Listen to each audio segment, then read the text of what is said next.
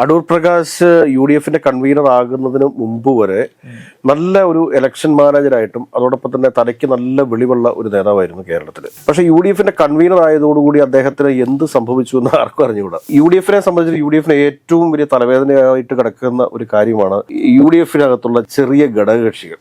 UDFന്റെ ജില്ലാ നേതൃത്വം സത്യം പറഞ്ഞു കഴിഞ്ഞാൽ അടൂർ പ്രകാശിനെ അവഗണിക്കുന്നതല്ല, അത് അടൂർ പ്രകാശിന്റെ ഒരു ഗതികേടായി പോയി. ഈ UDFന്റെ കൺവീനർ സ്ഥാനത്തിരിക്കാനായിട്ട് അടൂർ പ്രകാശിന്റെ കത്തിന് പുല്ലുവിലയൊന്നും ആരും കൽപ്പിക്കേണ്ട ആവശ്യമില്ല. അടൂർ പ്രകാശിന്റെ കത്തിന് വിലയുണ്ട്. പക്ഷേ അടൂർ പ്രകാശിന്റെ ഗതികേടായി പോയി ഇങ്ങനെയുള്ള ഈർക്കിളി പാട്ടുകളെ ചുമക്കേണ്ടത് എന്നാണ് പറയാനുള്ളത്. നമസ്കാരം. കേരള രാഷ്ട്രീയത്തിൽ വലിയ ചർച്ചകൾക്ക് തുടക്കം കുറിച്ച ആളാണ് അടൂർ പ്രകാശ്. അപ്പൊ ആദ്യമായിട്ട് കേരള കോൺഗ്രസ് UDFിലോട്ട് വരുന്നു എന്ന് പറയുന്നു. അതിനുശേഷം CPI-യുമായിട്ട് രഹസ്യ കൂടിക്കാഴ്ച നടത്തി. അതിവിദൂരമല്ലാത്ത പോലെ CPI-യും വരുന്നു പറയുന്നു.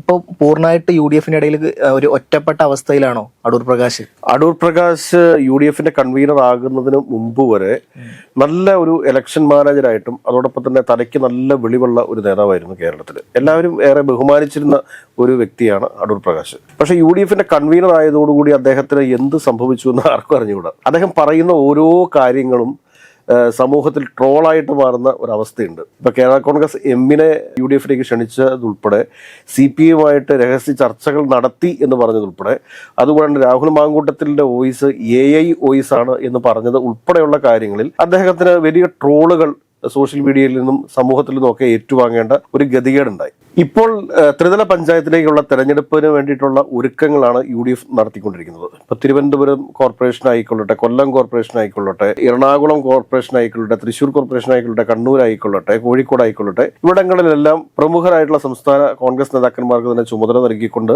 ഒരു വർഷം മുമ്പ് തന്നെ പ്രവർത്തനങ്ങൾ ആരംഭിച്ചിട്ടുണ്ട് എന്ന് വേണം നമ്മൾ മനസ്സിലാക്കാനായിട്ട്. UDFനെ സംബന്ധിച്ച് UDFന് ഏറ്റവും വലിയ തലവേദനയായിട്ട് കിടക്കുന്ന ഒരു കാര്യമാണ് UDFനകത്തുള്ള ചെറിയ ഘടകകക്ഷികൾ. അതായത് അധികം ആളുകളൊന്നും ഉണ്ടാവത്തില്ല, ഏതെങ്കിലും ഒരു നേതാവ് ഉണ്ടാവും. ആ നേതാവിനെ ചുറ്റിപ്പറ്റി UDF ഏതെങ്കിലുമൊക്കെ കാലഘട്ടത്തിൽ കേരളത്തിൽ അധികാരത്തിൽ വന്നു കഴിഞ്ഞാൽ അതിൻ്റെ അകത്തുനിന്ന് എന്തെങ്കിലുമൊക്കെ അപ്പക്കഷ്ണങ്ങൾ നുകരാം എന്ന് കരുതിയിരിക്കുന്ന കുറെ ആളുകൾ. അതായത് ഇവിടെ PSC മെമ്പർ സ്ഥാനമുണ്ട്, വനിതാ കമ്മീഷൻ അംഗമാകാൻ വേണ്ടി പറ്റും, അതിൽ ഏതെങ്കിലുമൊക്കെ ബോർഡിന്റെ ചെയർമാൻ ആകാൻ വേണ്ടി പറ്റും, കോർപ്പറേഷന്റെ ചെയർമാൻ ആകാൻ വേണ്ടി പറ്റും, അല്ലെങ്കിൽ ഏതെങ്കിലുമൊക്കെ കോർപ്പറേഷന്റെ ബോർഡിന്റെ മെമ്പറാണ് എന്ന് പറഞ്ഞുകൊണ്ട് ബോർഡ് വെച്ചുകൊണ്ട് വണ്ടിയുടെ ഫ്രണ്ടിൽ ഒരു ചുവപ്പ ബോർഡ് വെച്ചുകൊണ്ട് നടക്കാൻ പറ്റുമെന്നൊക്കെ പ്രതീക്ഷിച്ച് ഇങ്ങനെ ചുറ്റും കൂടുന്ന ഒരു ആൾക്കൂട്ടമാണ്. ഈ ആൾക്കൂട്ടങ്ങളുടെ പ്രത്യേകത എന്താണെന്ന് ചോദിച്ചു കഴിഞ്ഞാൽ അവരുടെ നാട്ടിൽ പോലും ഇവര് ഒരു പാർട്ടിയുടെ സംസ്ഥാന നേതാവാണ് എന്ന് അറിയാൻ പാടില്ലാത്ത ആളുകളാണ്. അത് തൊട്ട് അയൽപക്കത്ത് നടക്കുന്ന ആളുകൾക്ക് പോലും ഇയാളുടെ തൊഴിൽ എന്താണെന്നോ ഇയാൾ എന്താണ് ചെയ്യുന്നതെന്നോ പോലും അറിയില്ലാത്ത ആളുകളാണ്. അപ്പൊ ഇങ്ങനെയുള്ള ആളുകളെ സംബന്ധിച്ചിട്ട് ഇലക്ഷൻ ആകുന്ന സമയത്ത് UDF, അതായത് കോൺഗ്രസും മുസ്ലിം ലീഗാണ് പ്രധാനപ്പെട്ട ഒരു രണ്ട് പാർട്ടികൾ ഈ UDFിനകത്ത്. ബാക്കിയെല്ലാം എന്ന് പറഞ്ഞു കഴിഞ്ഞാൽ വെള്ളം ഇട്ട് നടക്കുന്നു എന്നതിനപ്പുറത്തേക്ക് അണികളോ പ്രവർത്തകരോ എന്നുള്ള ഒരു സംവിധാനങ്ങളല്ല. അപ്പൊ ഇങ്ങനെ വന്നു കഴിയുമ്പോഴത്തേക്ക് ഇവർക്ക് എന്താ പറ്റുന്നതെന്ന് ചോദിച്ചു കഴിഞ്ഞാൽ ഈ ത്രിതല പഞ്ചായത്ത് തെരഞ്ഞെടുപ്പ് വരുന്ന സമയത്ത് ഇവർക്ക് ചില ആളുകൾക്ക് കോർപ്പറേഷനിലെ ഡിവിഷനുകളിലേക്ക് മത്സരിക്കാനായിട്ട് താല്പര്യം കയറും. ചിലർക്കൊക്കെ ജില്ലാ പഞ്ചായത്ത് ഡിവിഷനുകളിലേക്ക് മത്സരിക്കാനായിട്ടുള്ള ചില താല്പര്യങ്ങൾ കയറും. ചിലർക്ക് ബ്ലോക്ക് പഞ്ചായത്തിലേക്കും അതോടൊപ്പം തന്നെ ഗ്രാമപഞ്ചായത്തിലെ വാർഡുകളിലേക്ക് മത്സരിക്കാനായിട്ടുള്ള ഒരു ആഗ്രഹം സ്വാഭാവികമായിട്ടും ഉണ്ടാവും. അപ്പൊ നാട്ടിൽ ഇന്ന് വരെ കാണാത്ത അറിയപ്പെടാത്ത ഒരാൾക്ക് വന്നിട്ട് ഇന്ന് രാവിലെ അവിടെ സീറ്റ് കൊടുക്കണമെന്ന് പറഞ്ഞു കഴിഞ്ഞാൽ അതിനെ അവിടുത്തെ പ്രാദേശിക UDF നേതാക്കന്മാർ അംഗീകരിക്കില്ല എന്നുള്ളൊരു വസ്തുതയാണ്. നമുക്കൊക്കെ ഇത് നേരിട്ട് അറിയാവുന്ന കാര്യങ്ങളാണ്. ഒരു സുപ്രഭാതത്തിൽ പെട്ടെന്ന് വന്നിട്ട് അതുവരെ UDFന്റെ സംവിധാനത്തിൽ ഒരു സമരപരിപാടിയിൽ പോലും പങ്കെടുക്കാത്ത ആളുകളൊക്കെ സീറ്റ് കൊടുക്കണമെന്ന് പറഞ്ഞു കഴിഞ്ഞാൽ അതെങ്ങനെ അംഗീകരിക്കാൻ പറ്റും? അത് പ്രാദേശികമായിട്ട് പ്രവർത്തിക്കുന്ന ആളുകൾക്ക് നേരെ നടത്തുന്ന ഏറ്റവും വലിയൊരു വെല്ലുവിളിയാണ്. ഈ സമാനമായ രീതിയിൽ MLA-മാർ വരെ പ്രവർത്തിക്കുന്നുണ്ടെന്നേ. അതായത് UDF സമരങ്ങൾക്കോ UDF പരിപാടികൾക്കോ ഒന്നും മുൻപിട്ട് നിൽക്കാതെ, കാരണം UDF സമരങ്ങളിൽ പങ്കെടുത്തു കഴിഞ്ഞാൽ LDF പ്രവർത്തകർ തങ്ങൾക്ക് എതിരാകും എന്ന് ചിന്തിക്കുന്ന MLA-മാരുണ്ട്, UDF MLA-മാരുണ്ട്. അവരുടെ ചിന്ത എന്താണെന്ന് വെച്ചാൽ അവർക്ക് UDFന്റെ വോട്ട് വേണം, LDFന്റെ വോട്ട് വേണം, BJPയുടെ വോട്ട് വേണം. അതുകൊണ്ട് കേന്ദ്ര സർക്കാരിനെതിരായിട്ടുള്ള സമരം ചെയ്യത്തില്ല, സംസ്ഥാന സർക്കാരിനെതിരായിട്ട് സമരം ചെയ്യത്തില്ല. എന്നാൽ UDFന്റെ MLA ആണ്, UDFന്റെ പാർട്ടിയാണ്. UDF ഏതെങ്കിലും കാലത്ത് അധികാരത്തിൽ വന്നു കഴിഞ്ഞാൽ മന്ത്രിയാവണം, അതല്ല എങ്കിൽ തങ്ങളുടെ ചുറ്റും കൂടി നിൽക്കുന്ന കുറെ ആളുകളെ എന്തെങ്കിലുമൊക്കെ അവിടെ ഇവിടെയൊക്കെ ആക്കി വെക്കണം. ഇതാണ് വളരെ സെൽഫിഷ് ആയിട്ടുള്ളൊരു ചിന്താഗതിയാണത്. അപ്പോൾ ഈ ദിവസങ്ങളിൽ പല ജില്ലാ UDF നേതാക്കന്മാരൊക്കെ ആയിട്ട് സംസാരിക്കുന്ന സമയത്ത് നമുക്ക് അറിയാൻ വേണ്ടി സാധിക്കുന്നത് അടൂർ പ്രകാശിന്റെ അടുത്തേക്കാണ് നമ്മളുടെ ഈ ഘടകകക്ഷി നേതാക്കന്മാരെല്ലാം പരാതി കെട്ടിയിരുന്നത്. UDFന്റെ ചെയർമാൻ എന്ന് പറയുന്നത് VD സതീശനാണ്. VD സതീശന്റെ അടുത്തേക്ക് ഏതെങ്കിലുമൊക്കെ ഘടകകക്ഷിയുടെ നേതാക്കന്മാരൊക്കെ ഇങ്ങനെ ശുപാർശകളുമായിട്ട് കഴിഞ്ഞാൽ VD സതീശൻ ചോദിക്കും, അവിടെ നിങ്ങൾക്ക് എത്ര പ്രവർത്തകരുണ്ട് എന്നങ്ങോട്ട് മുഖത്ത് നോക്കി ചോദിക്കും. അതിനൊരു മടിയും കാണിക്കാത്ത ആളാണ് VD സതീശൻ. നിങ്ങൾക്ക് അവിടെ എത്ര വോട്ടുണ്ട്? ഒന്ന് എണ്ണി പറഞ്ഞെന്ന് പറയും. കാരണം സംസ്ഥാനത്തെ 140 നിയോജക മണ്ഡലത്തിന്റെയും ഓരോ കോണുകളും അറിയാൻ സാധിക്കുന്ന, അല്ലെങ്കിൽ അതിന്റെ ഡാറ്റ കൃത്യമായി കൈവശമുള്ള ഒരു നേതാവ് കേരളത്തിൽ വി ഡി സതീശനും രമേശ് ചെന്നിത്തലയെ മാത്രമേ ഉള്ളൂ എന്ന് എനിക്ക് തോന്നുന്നു. വേറെ ആരുടെയും കൈവശം ഉണ്ടാവാനായിട്ടുള്ള സാധ്യതകൾ വളരെ കുറവാണ്. കൃത്യമായ ഡാറ്റാബേസ് സൂക്ഷിക്കുകയും അതിനനുസരിച്ച് പഠനം നടത്തുകയും ചെയ്യുന്ന രണ്ട് നേതാക്കന്മാരാണ്, ഒന്ന് രമേശ് ചെന്നിത്തലയും പിന്നെ വി ഡി സതീശനും. എവിടെയൊക്കെ എടുത്ത് ഇന്നെങ്കിൽ അവർ ചോദിക്കും, നിങ്ങൾക്ക് അവിടെ എത്ര പേരുണ്ട്? അപ്പോൾ പറയണം ഞങ്ങൾക്ക് ഇവിടെ 1000 പ്രവർത്തകരുണ്ട് എന്ന് പറയണമെന്ന് ധരിച്ചു. അവർ ആ ഡാറ്റ എടുത്തു വെച്ചിട്ടുണ്ടെങ്കിൽ കാണിച്ചു കൊടുക്കും, നിങ്ങൾക്ക് അവിടെ ആകെയുള്ളത് ഇന്ന ഒരാൾ മാത്രമാണ്, അത് നിങ്ങളുടെ സംസ്ഥാന സെക്രട്ടറിയാണ്, അല്ലെങ്കിൽ സംസ്ഥാന ജനറൽ സെക്രട്ടറിയാണ്, അല്ലെങ്കിൽ ഇതാണ് എന്നുള്ള വിവരം കൂടെ പറഞ്ഞു കൊടുക്കും.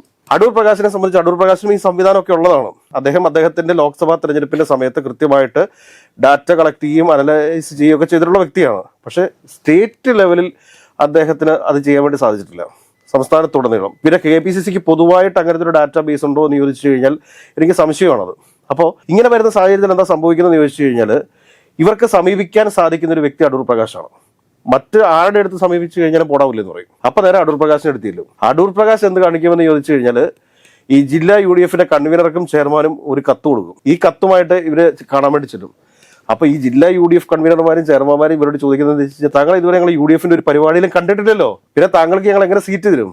അവര് ഈ ജില്ലാ UDF കൺവീനർമാർ എന്ത് കാണിക്കുന്നത് വെച്ച് കഴിഞ്ഞാൽ, നിയോജക മണ്ഡലത്തിലുള്ള UDFന്റെ ചെയർമാനെയും കൺവീനറെയും വിളിക്കും. അപ്പൊ അവരോട് ചോദിക്കുമ്പോഴത്തേക്കും അവർ പറയും, ഞങ്ങൾ അങ്ങനെ കണ്ടിട്ടില്ല, ഇവിടെ അങ്ങനെ അവരുടെ ഒരു പാർട്ടിയുടെ പരിപാടി പോലും ഇവിടെ നടന്നിട്ടില്ലല്ലോ, പിന്നെ എങ്ങനെയാണ് ഇതിൻ്റെ അകത്ത് സീറ്റ് കൊടുക്കാൻ പറ്റുക എന്ന് ചോദിക്കും. അതോടുകൂടി ഇവർ നേരെ എന്ത് കാണിക്കും, വീണ്ടും അടൂർ പ്രകാശിന്റെ അടുത്തേക്ക് എത്തും. അടൂർ പ്രകാശിനോട് പറയും, നിങ്ങൾ പറഞ്ഞിട്ട് പോലും, അത് UDFന്റെ കൺവീനർ പറഞ്ഞിട്ട് പോലും ജില്ലാ UDFന്റെ ചെയർമാനും കൺവീനറും അനുസരിക്കുന്നില്ല. നിയോജക മണ്ഡലം UDFന്റെ ചെയർമാനും കൺവീനറും ഒന്നും അംഗീകരിക്കുന്നില്ല. എങ്ങനെ അംഗീകരിക്കാൻ സാധിക്കും?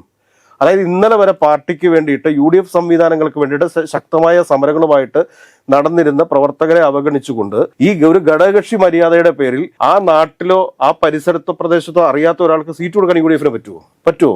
ഇങ്ങനെയുള്ള ചില ഘടകകക്ഷികളുടെ ആളുകൾ പറഞ്ഞു നടക്കുന്നത് എന്താണ്, അടൂർ പ്രകാശിന്റെ കത്തിന് പുല്ലുവില എന്ന് പറയുന്നത്. അടൂർ പ്രകാശിന്റെ കത്തിനെ ജില്ലാ UDF പരിഗണിക്കുന്നില്ലെന്നാണ് പറഞ്ഞത്. ഞാനൊരു കാര്യം ചോദിച്ചുകൊണ്ടത്, അടൂർ പ്രകാശ് എന്ന് പറയുന്നത് സംസ്ഥാന തലത്തിൽ പ്രവർത്തിക്കുന്ന ഒരു നേതാവാണ്. പ്രാദേശിക തലത്തിൽ പ്രവർത്തിക്കാതെ, അല്ലെങ്കിൽ പ്രാദേശികമായ പ്രശ്നങ്ങളിൽ ഇടപെടാതെ, ജനങ്ങളുമായി സമ്പർക്കമില്ലാത്ത ഒരാൾക്ക് ഒരു ബ്ലോക്ക് ഡിവിഷൻ കൊടുത്തിട്ടോ, ഒരു ജില്ലാ പഞ്ചായത്ത് കൊടുത്തിട്ടോ, അല്ലെങ്കിൽ ഒരു ഗ്രാമപഞ്ചായത്തിന്റെ വാർഡ് കൊടുത്തിട്ടോ, കോർപ്പറേഷൻ വാർഡ് കൊടുത്തിട്ടോ എന്ത് കാര്യമാണുള്ളത്? പക്ഷെ ചില സ്ഥലങ്ങളിലൊക്കെ ഉണ്ട്. ഇപ്പൊ തൃശ്ശൂർ പോലെയുള്ള ചില സ്ഥലങ്ങളിലൊക്കെ സ്വീകാര്യരായിട്ടുള്ള ചില ഘടകകക്ഷി നേതാക്കന്മാർക്ക് പോലും സീറ്റ് കൊടുക്കാത്ത അവസ്ഥയുണ്ട്. അതിന് കാരണം എന്താണെന്ന് ചോദിച്ചു കഴിഞ്ഞാൽ, അവർക്ക് നേതൃത്വം കൊടുക്കുന്ന ആ ഒരു പാർട്ടിയുടെ സംസ്ഥാന തലത്തിൽ നിൽക്കുന്ന നേതാവ്, അല്ലെങ്കിൽ ആ ഒരു MLAക്ക് ഒന്നും കഴിവോ ശേഷിയോ ഇല്ലാത്തതിന്റെ ഒരു തെളിവാണത്. ജനങ്ങളുമായി ബന്ധമുള്ള നേതാക്കന്മാർ കൂടി സീറ്റ് നിഷേധിക്കുന്ന ഒരു രീതി ഇപ്പോഴുണ്ട്. അതിന് കാരണം ഞാൻ പറഞ്ഞല്ലോ, ഇതാണ്. മറ്റു പല സ്ഥലങ്ങളിലും ഇവരൊന്നും ഇല്ല, മറ്റൊരു സ്ഥലത്തും ഇല്ലാത്തത് ഇവിടെ മാത്രമുണ്ട് എന്ന് അംഗീകരിച്ചു കൊടുക്കാനുള്ളൊരു മാനസിക ബുദ്ധിമുട്ട് കൂടി UDFന്റെ ജില്ലാ നേതാക്കന്മാർക്ക് ഉണ്ടാവും. പിന്നെ ഇതൊക്കെ എന്ന് പറഞ്ഞു കഴിഞ്ഞാൽ ഓരോ നേതാക്കന്മാരുടെ താല്പര്യം സംരക്ഷിക്കാൻ വേണ്ടിയിട്ടല്ലേ. കാരണം തനിക്ക് മറ്റൊരു സ്ഥാനത്തിന് ഇവൻ ഭീഷണിയാവരുത് എന്ന ലക്ഷ്യത്തോടു കൂടി മത്സരിപ്പിക്കുന്ന ആളുകളുണ്ട്. ഇപ്പോൾ കൊല്ലം മേയർ സ്ഥാനാർത്ഥി പ്രഖ്യാപിച്ചിരിക്കുന്ന ഹാഫീസ് അടുത്ത പ്രാവശ്യം കൊല്ലം സീറ്റ്, നിയമസഭാ സീറ്റ് ക്ലെയിം ചെയ്യുമോ എന്നുള്ളൊരു ഭയപ്പാട് കൊണ്ടാണ് ബിന്ദുകൃഷ്ണ ഈ ഹാഫീസിനെ കൊണ്ടുപോയപ്പോൾ മേയർ സ്ഥാനാർത്ഥി ആക്കിയിരിക്കുന്നത്. അപ്പൊ അങ്ങനെയൊക്കെയുള്ള ഒരുപാട് ഗെയിമുകൾ ഇതിനകത്ത് നടക്കുന്നുണ്ട്. അതുകൊണ്ട് UDFന്റെ ജില്ലാ നേതൃത്വം സത്യം പറഞ്ഞു കഴിഞ്ഞാൽ അടൂർ പ്രകാശിനെ അവഗണിക്കുന്നതല്ല, അത് അടൂർ പ്രകാശിന്റെ ഒരു ഗതികേടായി പോയി ഈ UDFന്റെ കൺവീനർ സ്ഥാനത്തിരിക്കാനായിട്ട്. അടൂർ പ്രകാശ് വരുന്നതിനൊക്കെ ഒരുപാട് മുമ്പ് തന്നെ ഇങ്ങനെയുള്ള ഈർക്കിലി സംവിധാനങ്ങളെ ഈ മുന്നണിയുടെ ഭാഗമാക്കി വെച്ചിട്ടുണ്ട്. കോൺഗ്രസും മുസ്ലിം ലീഗും ഒരു കാര്യം ഒന്നുകൂടി ആലോചിക്കേണ്ടതുണ്ട്. UDF സമരങ്ങളിൽ പങ്കെടുക്കാത്ത MLAമാരുള്ള പാർട്ടികളെയൊക്കെ ആ സംവിധാനത്തിന്റെ ഭാഗമായിട്ട് വെച്ച് മുമ്പോട്ട് പോകണമോ വേണ്ടയോ എന്ന്. എത്രയോ ശക്തമായ സമരങ്ങളാണ് UDF സംഘടിപ്പിച്ചുകൊണ്ടിരിക്കുന്നത്. അപ്പൊ അങ്ങനെ UDF സംഘടിപ്പിച്ചുകൊണ്ടിരിക്കുന്ന സമരങ്ങൾ, ആ സമരങ്ങളിൽ പാർട്ടിസിപ്പേറ്റ് ചെയ്യാതെ, ആ UDF സമരങ്ങളിൽ പാർട്ടിസിപ്പേറ്റ് ചെയ്തു കഴിഞ്ഞാൽ തനിക്ക് അടുത്ത പ്രാവശ്യം LDF വോട്ട് ചെയ്യില്ല, അല്ലെങ്കിൽ തനിക്ക് അടുത്ത പ്രാവശ്യം BJP വോട്ട് ചെയ്യില്ല എന്നൊക്കെ പറയുന്നത് എന്ത് ലോജിക്കാണെന്ന്. അപ്പൊ അങ്ങനെയുള്ള കുറെ ആളുകളുടെ കൂട്ടമായിട്ട് UDF മാറിയിട്ടുണ്ട്. ഏതൊക്കെയാലും അടൂർ പ്രകാശിന്റെ കത്തിന് പുല്ലുവിലയൊന്നും ആരും കൽപ്പിക്കേണ്ട ആവശ്യമില്ല. അടൂർ പ്രകാശിന്റെ കത്തിന് വിലയുണ്ട്. പക്ഷേ അടൂർ പ്രകാശിന്റെ ഗതികേടായി പോയി ഇങ്ങനെയുള്ള ഈർക്കിളി പാർട്ടികളെ ചുമക്കേണ്ടത് എന്നാണ് പറയാനുള്ളത്.